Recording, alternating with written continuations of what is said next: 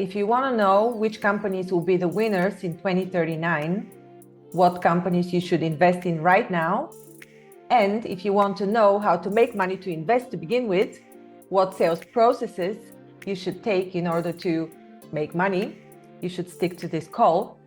Today I spoke to billion-dollar sales strategy coach Simon Severino, and we discussed exactly this. What are some of the steps you need to take, the major steps and processes you need to go through in order to increase your sales, to make a business out of it, and then what you should do with your money. So we talked about crypto, what projects he's investing in, and why he thinks that these are the winners in the coming year and in the future. Enjoy this talk. This is Zorina. If you're watching on Grow and Learn or the Heal and Learn, welcome everyone. Enjoy. Middle of the night, I wake up. Oh my God, the dots are connecting. This is the perfect company. So it's now 2 years that I have one strong thesis. My thesis is who's going to win? It's the year 2039. Who are the winners? And my thesis is, first, the companies that own the most relevant data. So it's their property. Mm-hmm. And second, they have pricing power so that they can monetize that data. Because you can have data, but if you don't have the pricing power, it doesn't matter. It's a commodity. So I have a long list. It's 200 companies that I'm looking at every week, screening the world through my different screeners that I have. And in the end, there are 10 that I'm invested in right now. But tonight, there is this little company from Israel that nobody knows. And it's using AI to disrupt a huge market. And the reason why I think it's the perfect company, both for my portfolio, but in general for the world, for how to design a company and run a company from now on. If you want to be around in 10 years, I think they are doing everything right. So just short, they're competing in an industry which is cosmetics. The dominant player in cosmetics are companies like L'Oreal. They have brick and mortar stores. First purchase, you want to talk to somebody because there are beauty experts. And for the people who are listening, I'm showing quote unquote because there is no such thing as a beauty expert. But the first time that you probe something on your skin, you want to see if it fits the color of your skin. So you try it out. You want to see, does it fit? Or do I look awkward? And first time you want to do it in a store. And you ask somebody, hey, can you help me? Where do I find the right maquillage or whatever that's called for me? Foundation, thanks. I have no clue of that, of course. So is this the right foundation? Yeah. And then the beauty expert tells you something. Second buy, everybody, including L'Oreal, is trying to get the second buy online because it's more efficient. And I was digging deeper, understanding the business, because I'm mostly in the tech sector. I don't understand the cosmetic sector, so I've started studying. And I found out that the biggest bottleneck in the cosmetic sector is when they send back a product. Because if I try my foundation, it's the wrong one, and I send it back to you, you have to bin it. You can't reuse it. Right. So you lose 100% as a company. And so I was studying these Israeli companies. How many people send it back? 0. L'Oreal has a high number there.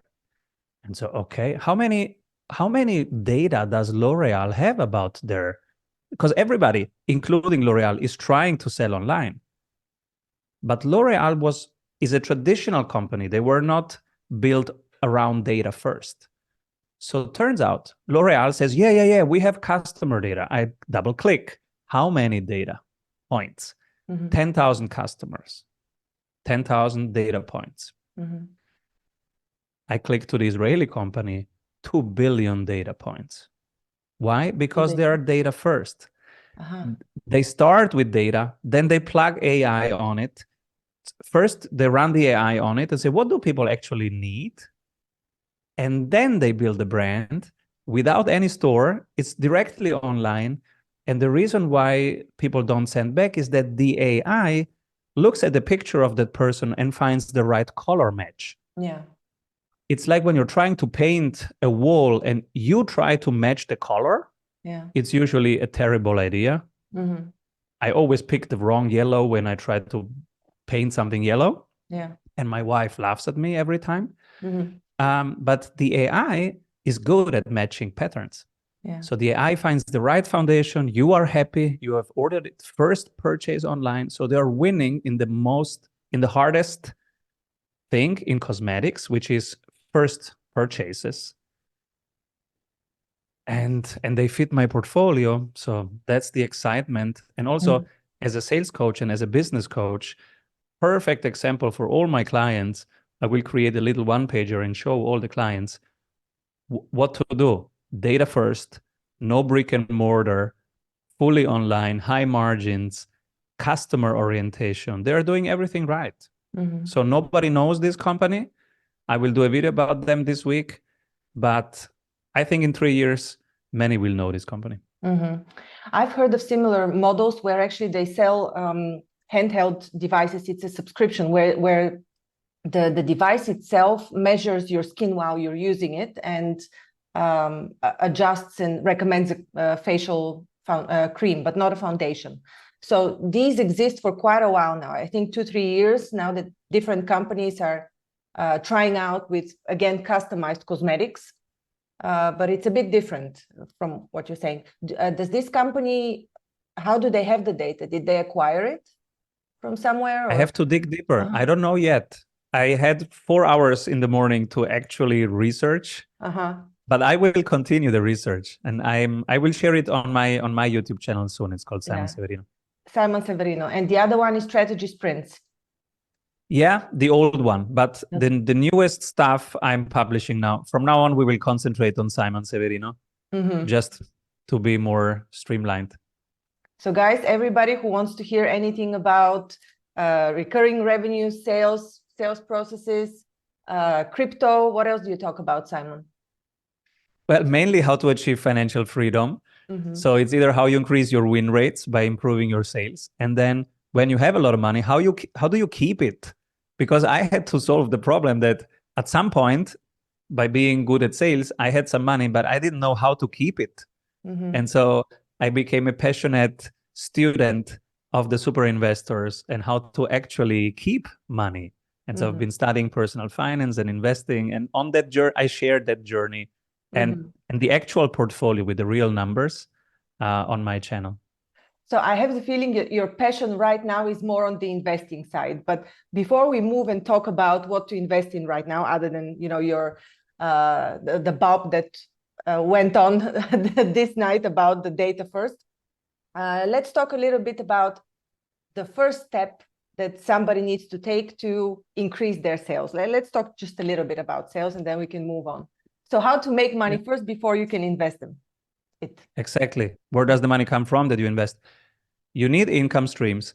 And what are some active income streams and passive income streams that you can build up?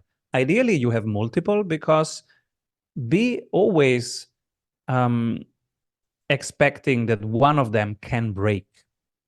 And if you're long enough in the business, 10 years, 20 years, you have seen some revenue streams break. So you can have a month where there is no income. That's why you want multiple, so that you can navigate through those months. So first one typically is a retainer. If you are a service-based business, you will have clients that you put on retainers. And the next thing that you want to have is a more repeatable sales process. So there is sales, then repeatable sales, recurring sales. Let's look at those three. Sales can be a lucky punch. Somebody refers you someone, okay, you take them. But how do you make that repeat?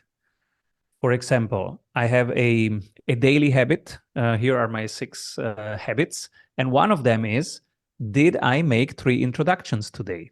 I have to make 3 introductions.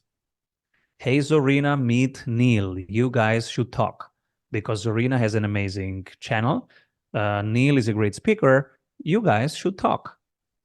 So it's a targeted introduction I want to make 3 per day, and this is part of creating sales, and this is one of the habits that I invite all our clients to do.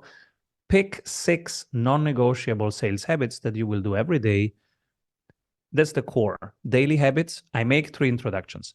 Now, because I make 3 introductions, I will also receive introductions. At some point, when you give enough, you will get. Mhm. You were talking about this on your channel, right? On You Heal and might even Learn. say, The yes, energetic aspect of it. Yes. But exactly. it's energy is in practical daily life. So Exactly. yeah. You want something, Mhm. you start by making it happen. And then so that's one daily habit, giving introductions. At some point, they will send you. Now it becomes a little bit more repeatable. It's not repeatable yet in my definition, but it's a bit more systemized because there is a habit. Next step is to really create a sales playbook. So this is what we create with our coachees. The yellow pyramid is the 8 steps of closing a high ticket deal. And for each steps, we help them write down 3 questions that they feel good about, and they are strong questions. Because the highest win rate is when you are talking 28%, 30% of the time. The rest of the time, the buyer is talking. But how is that possible? How can you sell something if you're not talking? Well, you're asking strong questions, and those are prepared, and they will come up naturally, but you are very, very prepared before the sales call. You research the buyer, you research their industry, and then you come with a ton of value and with strong questions. This is how you make your sales more repeatable, because now you will start recording your sales calls. If you have a sales coach, they will give you feedback. We have also AI that gives us feedback. So every single sales call that we do is recorded. I'm recording my sales calls since 22 years, Serena. Mm-hmm.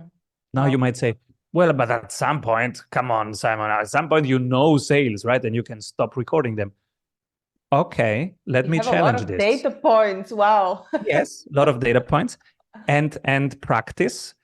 And let me ask you this. Do you think Tom Brady, because now he knows how to do it, that he stops watching the tapes? Or let's take somebody else, Lionel Messi. Do you think Messi stops practicing? You could say, well, but Messi knows how to kick a soccer ball, right? He doesn't need to practice that. Mm-hmm. Yes, he knows how to kick the ball, and yes, he still practices. Mm-hmm. So if you want to stay in the top 1%, you always watch your tapes and improve your foundations. We are back at foundations. Mm-hmm. I know the basics of sales, yes, but every day I practice and I become better. That increases your win rate. This is how you build your first income stream. When you have that, now you can put that on repeat. Recurring revenues can be a subscription. For example, you have seen in my world, I have one-on-one work, but I have also a subscription. So sometimes people, after a 90 days intense sprint, they have now doubled their revenue, but they stay. So they came for solving one problem, fill my pipeline, help me land ideal clients, but they stay for the community. They say, oh, but this is cool. I want to be in this energy, in this inspiration field all the time. Can I stay here? I say, no, the sprint is over after 90 days, but we have a community. We meet every Monday and there is a private Slack group.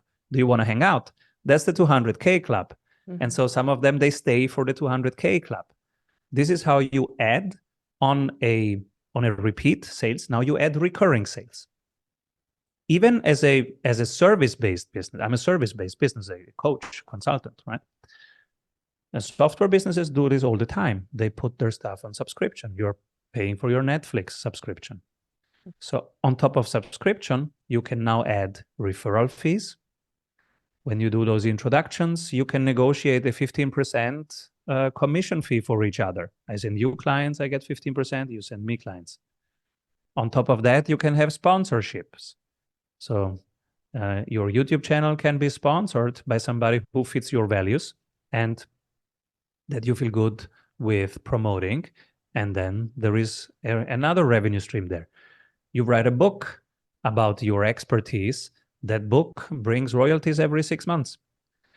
In my case, the book Strategy Sprints, I was informed without doing anything that they sold the Chinese rights to a Chinese translation. So this summer, I will see a Chinese version of my book. I didn't do anything.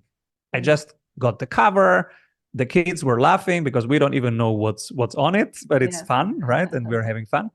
And we will enjoy those royalties. But from here, it becomes passive. Also, you can add, my favorite one is IP lending, because now you do absolutely nothing and other people pay either per seat or per country or per territory to use your brand and processes. So your intellectual property. Do you have this? Have you entered this income stream? Yes, this was my main innovation for my business, was how do I scale myself? I was the delivery, right? Hey, Simon, can you help me double revenue? Sure, I'm coming. Let's do it. Yeah. So the biggest bottleneck was, how do I get Simon out of this process? And I was walking around Vienna and I had no idea. But this is what I do. When I have a big problem to solve, I pick one question and then I go for a walk, usually in Schönbrunn Park, because I live here. And so I walk and I think about it. And so I'm walking here through Hitzing with this one big question: how do I get Simon out of the equation? I have no idea. I walk around. And then near the Hitzing U-Bahn station, there is McDonald's. And I see this thing and I go, wait a moment. There is nobody there who is a bottleneck. Everybody can open a McDonald's store in every city. What do you actually buy? It's a franchise. Mm. You pay a sum in the beginning. And what do you actually get? You get brand and processes. The brand is this yellow thing that everybody recognizes. And the processes is, this is exactly how much lettuce you put in the Big Mac. Mm-hmm. That's a process. It's written down. It's a huge checklist. That's it. You buy brand and checklists. Yeah. Can I build brand and checklists? I was absolutely excited. I run back home and I start building brand and checklists, brand and processes, because I knew, okay, if McDonald's can do it, Strategy Sprints can do it. Why not? It must become a brand. So I started studying brand and I had to write down the processes. So I started writing down, how do we do marketing? How do we do sales? How do we do operations? And it became, for people who are watching this, it became our business cookbook. I started writing down, how do we do marketing? How do we do sales? How do we do operations? It was a bit boring to do this, I have to admit. But as soon as I was done with it, it took me one summer. As soon as I was done with it, I had now something that I could scale via certifications. And so in the book, at the beginning and the end of the book, I say, guys, if you love this method, the Strategy Sprints method, you can become a certified Strategy Sprints coach. Mm-hmm. Fantastic. It became a franchise. Do you need to file to some agency for a trademark or anything like that? Did you have to do the trademark. You can do it in your country, in your continent, or globally. And it's the typical trademark process. Yeah? What's unique about it? Is it already taken? Is it defendable? Is it really unique? And is it there are different types of trademark, and then there is different regions. If you go for just your region or your whole continent or for the world, then you wait 6 months and something comes back. Either you got it or not. And when you develop these processes, they were like a snapshot of a certain moment in time. Do you think they're developing over time now with the advancement of technology and everything else that is happening in the economy? Are these processes also changing? Yes, they need to change all the time, but they are all in one place. You saw that one place. It's the cookbook. So actually every second week, okay, let's go into the nitty-gritty. I hope it's not too boring, but if we double click into those processes and how to design them for adaptability, for change. Inside of those processes, there is one process that is the most important of all.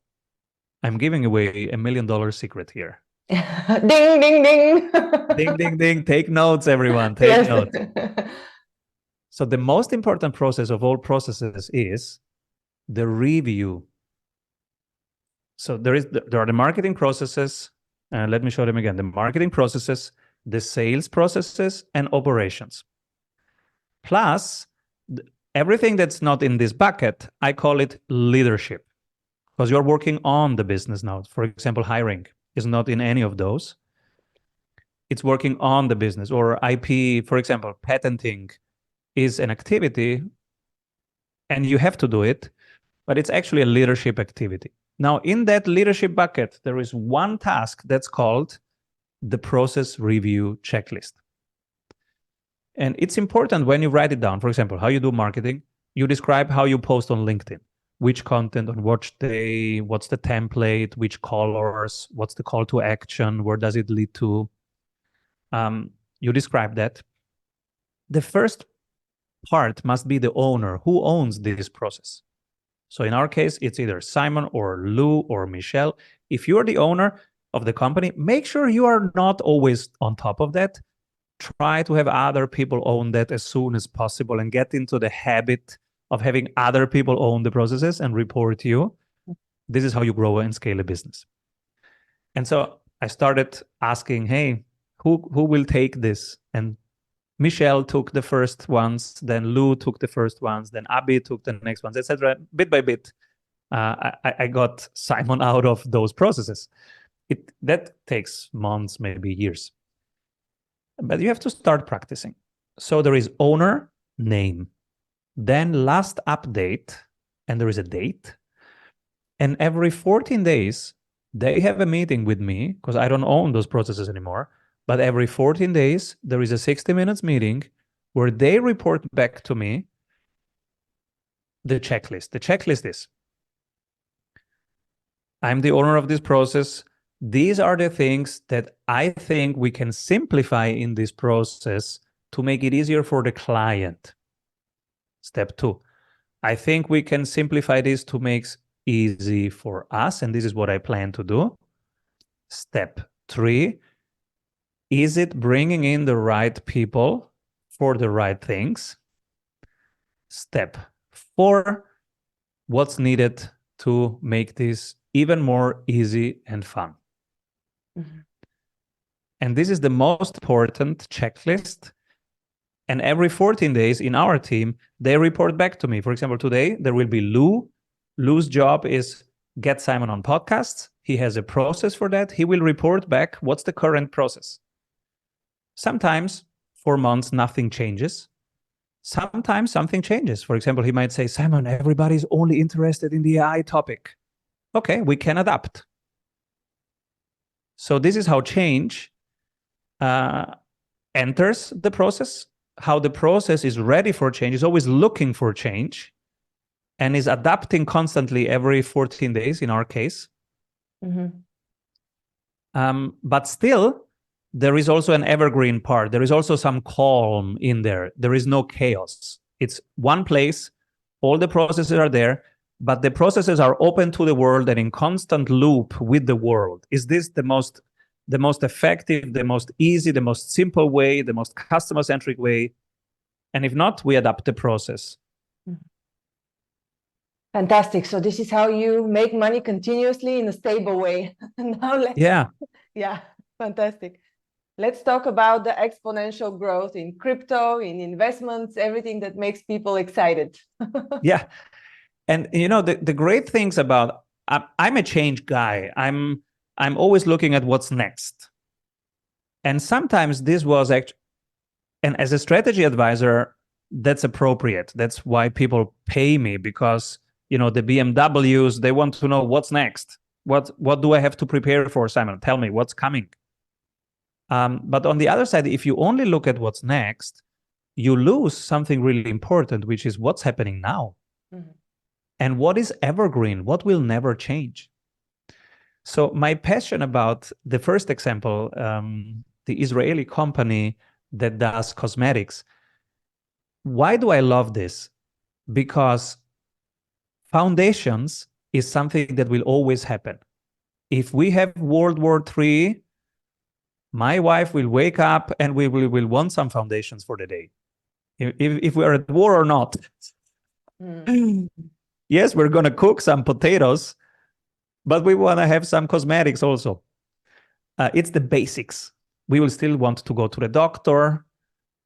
We will not play tennis. Tennis will not be super important, but the basics, yes. Right? And so that's part of the basics. It will always be human behavior to look at cosmetics. It's how we are wired. And on the other side, they're doing it in a totally disruptive way. No stores, all AI, all online shipping. So I get excited when I find both working. The evergreen, the stuff that never changes because it's human behavior. Some things we will always do. But with AI and with data, so in the way of the future. Mm-hmm. I see. Well, I also now that you're talking, I also recalled that I ordered hair dye from a similar company in the UK that also matches your hair color somehow. But to be honest, they were not so good, so I canceled my subscription.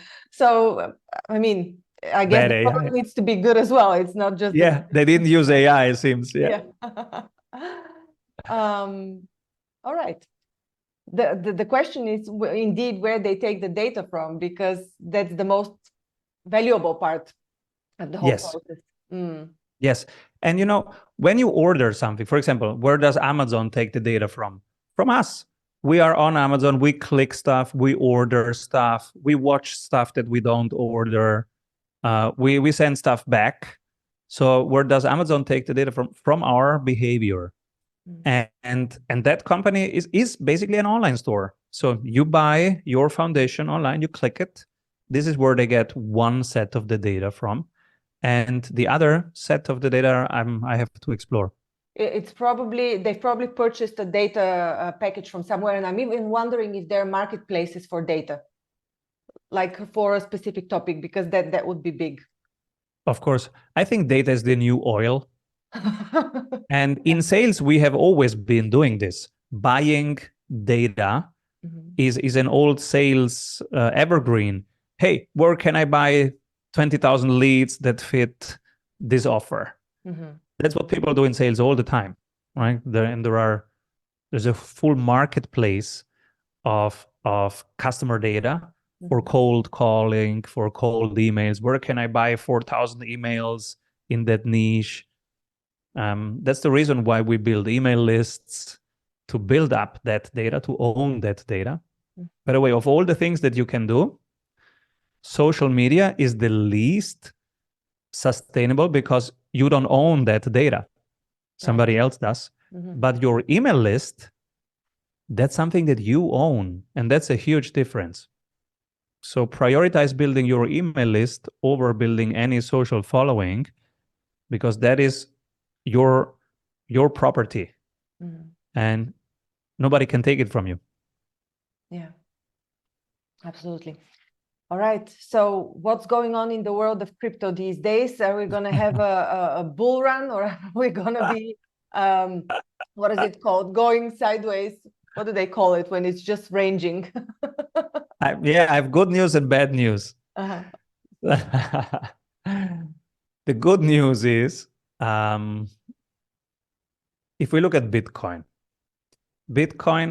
is a very boring technology, nothing much going on the technology side, but it's becoming the new gold.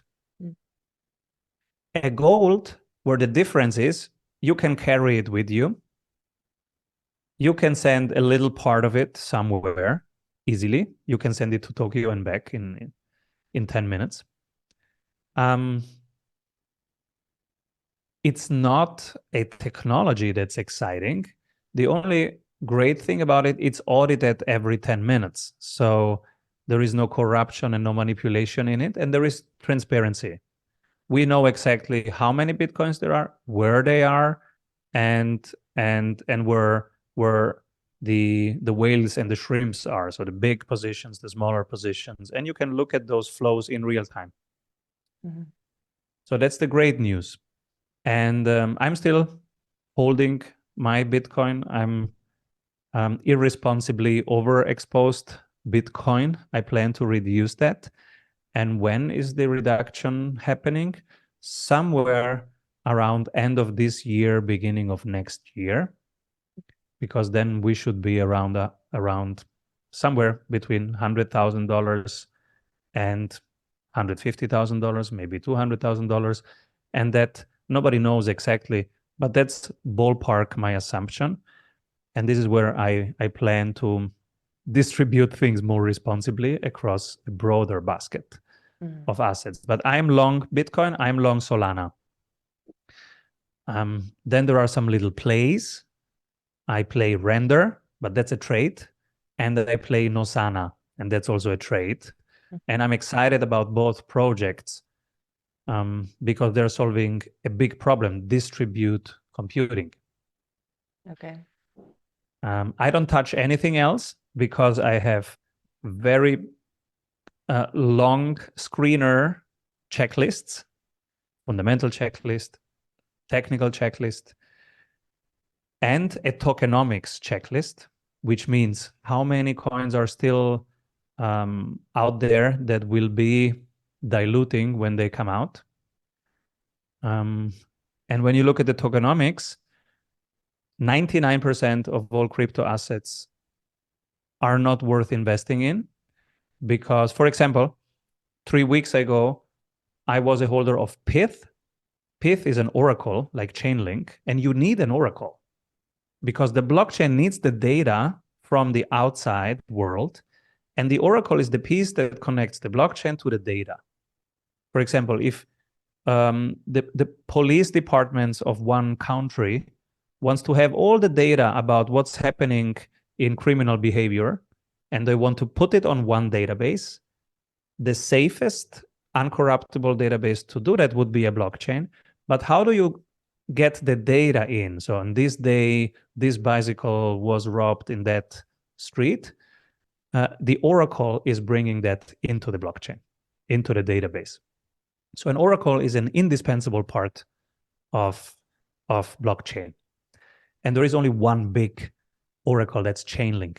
Now, Pyth is a newer one, better technology, faster team. They are coming for the big market shares of Chainlink. And I thought, wow, that's a great idea. They're executing very fast.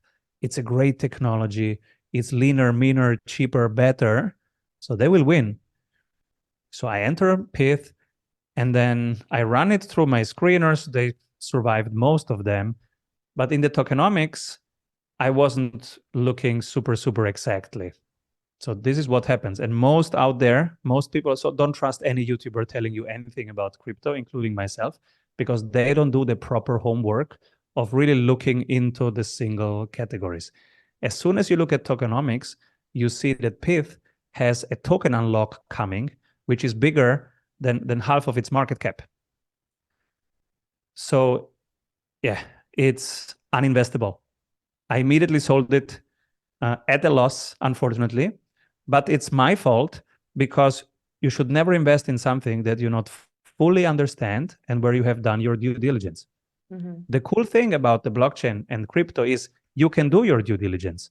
There are amazing real-time platforms where you can see the flows, you can see the blockchain itself. It's quite technical, but you can see the flows in and out, and you can look at insider holding and dilution coming. So how many coins will be distributed in the future? And if you see that there is a lot of coins that still have to be distributed, then it's uninvestable because it will dilute the price. It will create a huge pricing pressure, and you can basically you cannot trust the team. I see. Well, I'm not acquainted very well with tokenomics, but I am thinking there are quite a few projects with very good use cases. And one of these is VeChain, for example. They do the supply chain management tokenization of end processes. And I know that it's been used it has been used for years now in the construction industry with I know one specific company that uses it.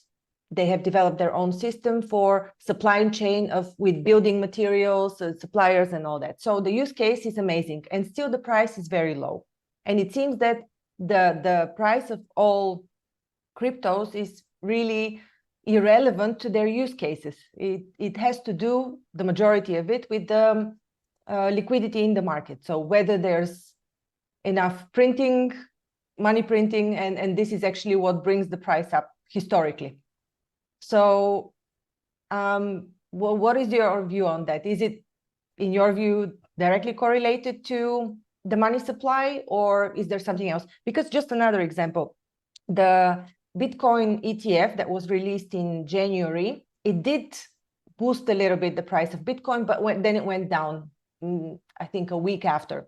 Now there's an ETF, Ethereum ETF expected, I think, this coming week, or this week actually. And people expect this to boost the price of all cryptos that are based on Ethereum. But then again, it might be short-lived. So what is the actual influence on the crypto market? Because it's simply not their use case at the moment, not yet. Let's try to answer as many of these questions as possible. A lot of questions, sorry. So first of all, I own 0 Ethereum and I own 0 VeChain because I went through all the screeners, and it's full of red flags. Now, on a higher level, is use case driving the price or liquidity? Clearly liquidity. Because, and I think even that the 4-year cycle that everybody's talking about, the 4-year cycle, is actually a liquidity cycle, because both governments and companies take on credit around every 3 to 5 years, and they have to renew that credit. And so that is the main 4-year cycle. It's actually a liquidity cycle. It's called the business cycle in macroeconomics. And that business cycle is around 4 years, and that's the main driver of all prices: stocks, commodities, crypto. Crypto right now is correlated. It's like a tech stock. It's behaving like tech stocks. So it's absolutely correlated to liquidity. Dollar price goes down, crypto goes up, exactly like the tech sector. And also money printer starts, everything goes up. So liquidity over use case. Then you have use case and narratives. So over time, I think use case will win. If you look at 3 years, use case will be important. Right now, if you look at this week, only narrative matters. That's why you have all these meme coins. Like this week, the winner might be Bonk, which has 0 use case. It's just gambling. People are having fun. And I think this is the frustration for people who are a couple years in crypto, and they say, oh my God, my chain is actually use case, but the price is not going up. What's going on? And so they're so frustrated that now they go into meme coins, because they then say, well, then hell to everything. I don't have to study the technology. I just ride the pumps and have fun. I go in and out quickly. And now they go into all these meme coins. But I don't touch them. And you should never buy them, dear listener. Don't do that. That's gambling. And gambling means you lose money. I must say, 3 years ago on Dogecoin. It was profitable, but I never did it again. It's addictive. I do some trading, but it's only 5% of my portfolio, and I know that I can lose it all. My current trades are Render and Nozana. The reason why I'm in those is they are solving one of the big problems that we have. Now, with more AI coming up, with and AI basically is more compute. Our hardware will soon be at its limits. So you are on your phone, you are on your iPad, you want to run complex questions saying, hey, find me the route to Madrid, but one that I can do with the bike, and I can say hello to my uncle, and where should I stop to buy some good books. And you want to do all of that on your phone, on your iPad. Maybe you want to render a video, which takes a lot of compute. Mm. And that compute, you either wait for hardware to solve that, but that's decades, or you look for a different way of solving that, distribute compute. Right. Mm-hmm. So what if I use the idle compute of the phones around me that are currently not using it, because that person is playing tennis, so that he's not using his phone. Can I use his compute on his phone? Because his computing power is on the cloud, mine is on the cloud. I can tap into him. For that usage, I will give him some tokens, render tokens. Mm-hmm. Thanks for allowing me to use your compute power while you were playing tennis. Here is 3 render tokens for that. That's what render is doing specifically for rendering, and GPU will have this bottleneck. We all are seeing the GPU bottleneck in hardware. That's why NVIDIA is going up. And they're trying to solve it on a distribute level. Nosana is doing the same thing in the AI space, so with inference, not with rendering, but with general inference, which is the biggest computing bottleneck we will have. And for example, Render is paying Nosana because they use it themselves. So this is how I found Nosana. But those are trades. It can be 100x, it can go to 0, and both can happen within the same week. Mm-hmm. Yeah. So where is your personal passion when it comes to, is it simply profit driven, or do you have a personal passion when it comes to investing in certain companies? Oh, I don't care about money at all. Mm-hmm. I went from minus 50,000 to over $1 million now in my net assets. I don't feel that million at all. It doesn't feel very different than minus 50,000. My life is the same. I'm married to the same person. I have the same friends. I live in the same city. My life didn't change at all. Money doesn't change much for me. I enjoy it. And what really drives me is the game itself. Mm-hmm. Being part of this wonderful changing landscape, Mm-hmm. and being one of those who is watching for what's coming next, what's happening. Hey guys, this is what I found. And so you have seen me in my natural environment in the 200K club. I come to the Monday session and say, hey guys, this is what I found. I was looking around in every single part of the woods. This is what I'm seeing. Hey, let's look at this. What do we do with this? Mm-hmm. That's what drives me. Mm-hmm. That's what I love. Just a few words on the 200K club. It's a great environment also to meet, not only to learn from Simon, which is clearly amazing, because his processes are fantastic, but also the people you communicate with. So I encourage anybody to check it out. I'll put the link below. You were educated in psychology originally, Mhm. before you became the $1 billion sales strategy coach, Simon Severino. You were in psychology. How did this help you develop your business? That's interesting, because I thought, oh my God, I've studied the wrong thing. I studied philosophy and psychology in Vienna, so it was all Sigmund Freud and Carl Gustav Jung and all that stuff. And then I was kind of broke and had no job. And I was like, did I pick the wrong thing? But it seemed so a good investment of my time. Why doesn't it fit with the overall world? Mm-hmm. What are they doing all the time? And then I realized, oh, okay, that's what they're doing all the time. They're looking at the next 60 days, 90 days. I was looking at the next 100 years. Mm-hmm. And I was looking at the things that never change, like how are people behaving, what's their nature. And turns out, when I got into the business world and I started looking with fresh eyes, I did not study economics. I look with fresh eye at what people are doing.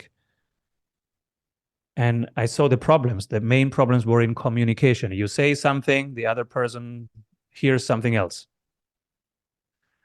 You want to get a specific price, you don't get that price. You enter a market, somebody else eats your lunch because they see something that you are not seeing. These were all human things that I had studied in psychology.